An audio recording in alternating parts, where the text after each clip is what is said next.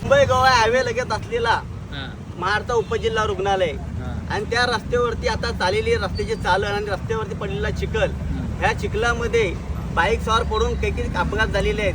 ह्या अपघाताला जबाबदार कोण, प्रशासन का ठेकेदार, हे एकदा जनतेसमोर यायला पाहिजे. आणि काय जे अपघातग्रस्त जे जखमी झालेले आहेत ह्यांचा खर्च कोण करणार, ठेकेदार करणार का प्रशासन करणार, हे आम जनतेसमोर. मद्रास हायकोर्टाचा जजमेंट आहे.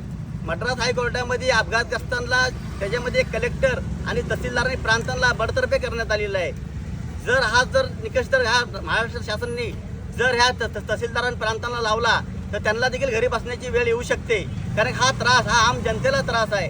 स्वतःच्या स्वार्थासाठी तुम्ही आम जनतेला काय वेठीस धरताय.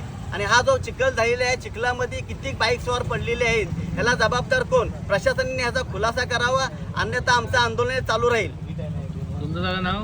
माझं नाव अनिल चव्हाण, मी महाशक्ती ॲम्ब्युलन्स असोसिएशनचा रायगड जिल्ह्याचा प्रवक्ता. ओके.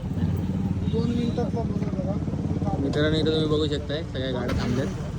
माझं नाव अनिल चव्हाण, मी महाशक्ती ॲम्ब्युलन्स असोसिएशनचा रायगड आणि हे ट्रक उभे आहेत. चिखल झाला आहे, बरंचसं इथं कामं वगैरे चालू आहेत. त्याच्यामुळं सगळी इथं रस्त्याला वाट लागलेली आहे आणि खूप सारे पडत आहेत इथं लोक, तेही बरोबर आहे दादांचं.